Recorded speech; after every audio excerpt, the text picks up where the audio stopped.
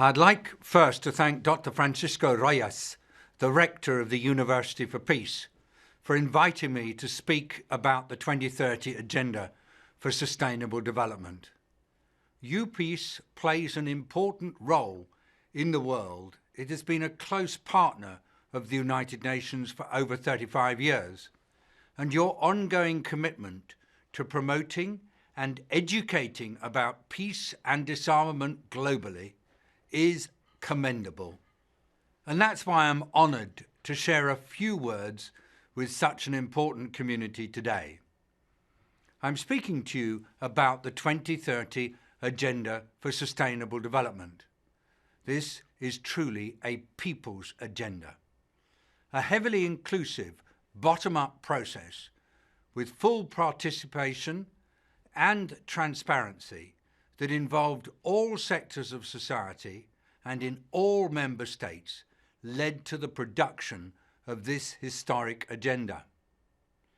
The 2030 Agenda offers the world an unprecedented opportunity for making a better future for all of us everywhere. And it really applies to all future generations living on a healthy planet. The 17 Sustainable Development Goals are universal. They apply to advanced and to developing countries.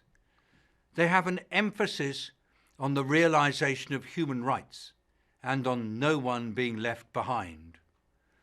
Addressing the Sustainable Development Goals in their totality requires a major change in our thinking about how we're to get from here in 2016 to there in 2030. And I really want to be quite clear with you, business as usual is not an option. First of all, national ownership of this new development agenda is key. Empowerment of women and young people is critical. Our development models need to become transformative. They need to better people and the planet. And the Sustainable Development Goals will be addressing the interlinkages between development and humanitarian action, calling on each country to unite their development plans with the overall Sustainable Development Goals that were agreed by their leaders. The real challenges lie in implementation. Bringing the 2030 Agenda to life will not be easy.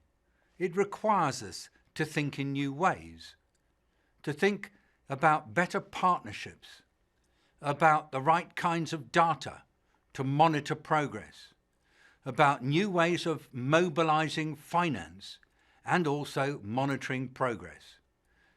The agenda will demand that all of us come together, national governments, local administrations, municipal governments, United Nations agencies, the business sector, civil society, faith groups, and young people.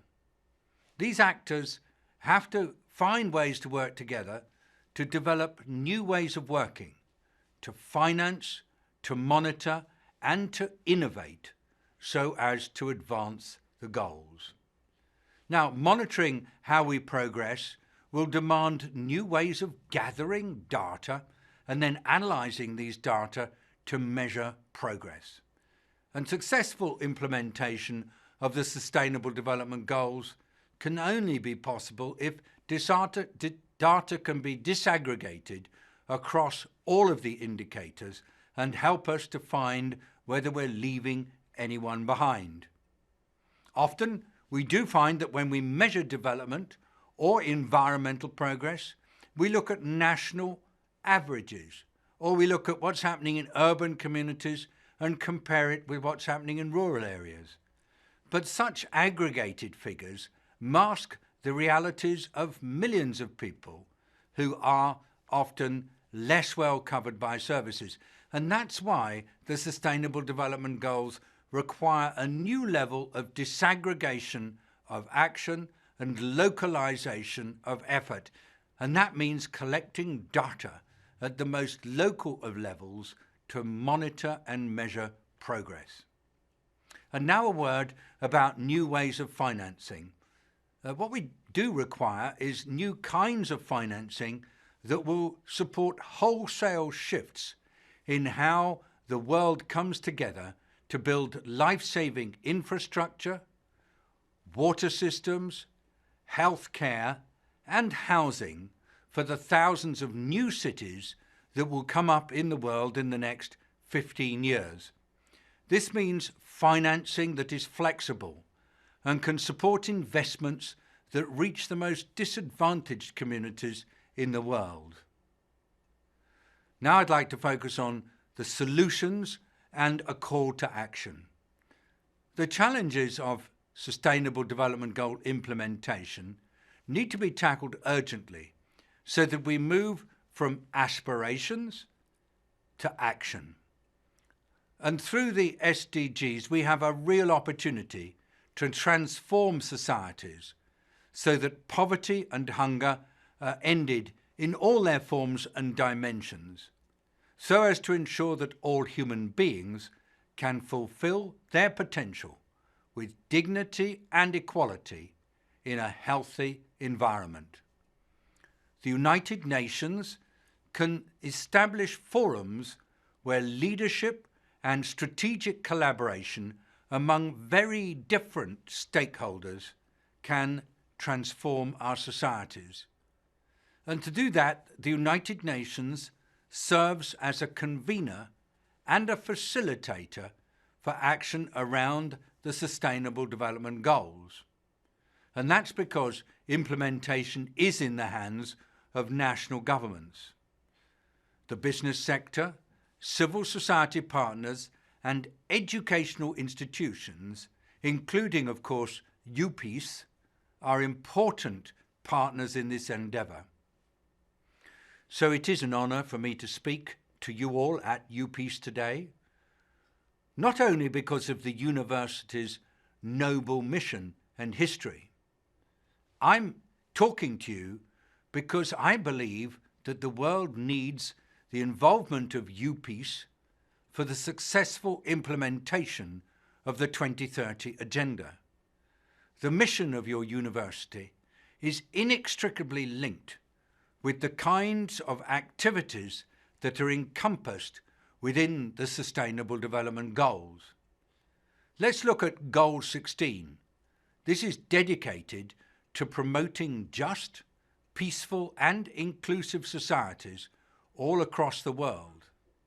And the realization of all 17 of the Sustainable Development Goals will just not be possible without stable, robust institutions and peaceful societies.